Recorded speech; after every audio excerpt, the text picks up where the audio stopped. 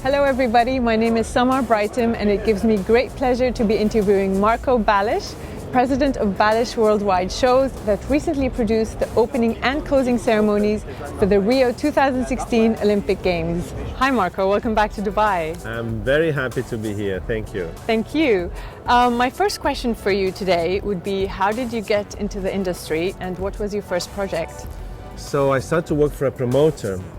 And then I went through like 4 crazy years in the 80s of concerts. Mm-hmm. And then terminating with Pink Floyd in Venice was a major disaster. I'm from Venice, Italy. An amazing disaster. Yeah, because it was a big invasion. Anyway, the municipality collapsed, but it was an epic moment in the history of rock and roll. Actually, my senior part of my working life was when I went to Salt Lake City and did the flag handover, which is the passage of the flag, of the Olympic flag, to the next candidate city in Salt Lake City 2002, where I saw those fantastic Olympic ceremonies, and I said, this is what I want to do in my life. Okay, so this defined your life. And coming back to the present, I would like to ask you about the Rio Olympic Games. Now, when it came to these games, there was a lot of negative media, there was a lot of scrutiny. Did this create any added pressure for you when it came to creating the ceremonies, given that they are one of the highlights of the games? The stress factor of a nation not be ready for a big event, it applies for every Olympics and every major event. Of course. The Expo in Milan last year, nothing was in 2015, nothing was ready, but then on the day, everything was ready. It was ready for a beautiful 6 months. Okay. So I think in Brazil we went through that stress test, but on top of that they added political crisis with the president resigning, impeachment, and the Zika, the mosquito danger. Yes, the Zika virus, yes. So I think that we really enlarged, I would say, our capability of managing stress. Okay, and you had another difficulty, which is my next question. Now, Rio was never going to have the same budget as, for example, London or Beijing. So how did you change your approach given these financial challenges? You know, you get a lot of attacks, even in Brazil, about the budget because people are starving or there is no hospitals and schools and stuff. So what I do, I learned this.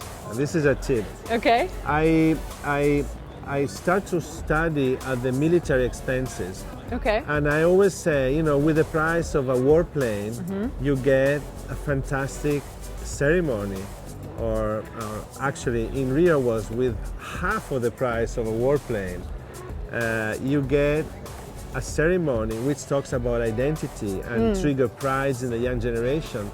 So I think what is best invested the money in a warplane or in investing in the dignity and the sense of pride and identity of a nation. Of course, to me, and it's a very interesting financial equivalence, I suppose, for them to think about. Yeah, so for Brazil, which is in a very difficult moment, to showcase itself in a muscular way like Beijing or Sochi would have been not really the right thing to do.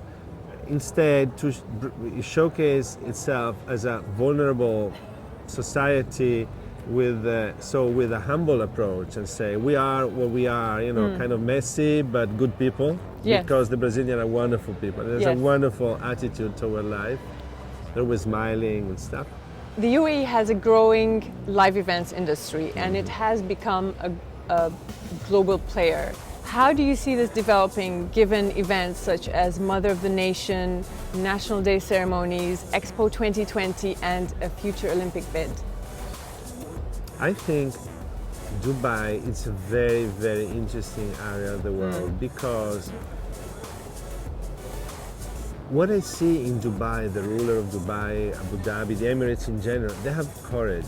They're courageous because they have this vision they build, you know, and they have the courage in investing and trying and looking. The biggest building, the tallest building in the world is not enough. Let's cover it with LED.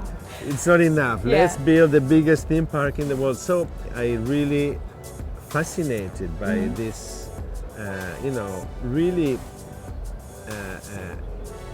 effort, continuous effort toward doing something better and more interesting and more technological and new.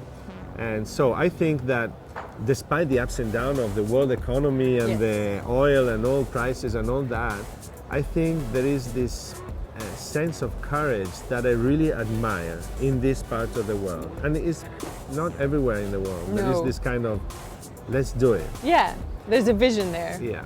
What is next for you for Balich Worldwide Shows? Well, we as Balich Worldwide Shows, we just opened up in June, right. A company here.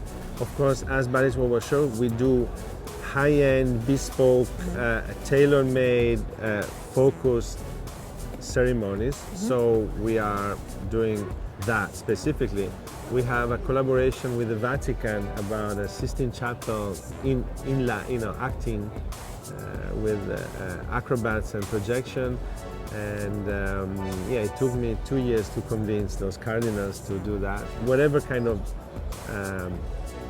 event we do, is always to keep in mind to be, to inspire people rather than being cynical and say, oh, I do this because it will obtain that. But to put yourself, challenge yourself on how to make something that is meaningful. Those are very inspiring words.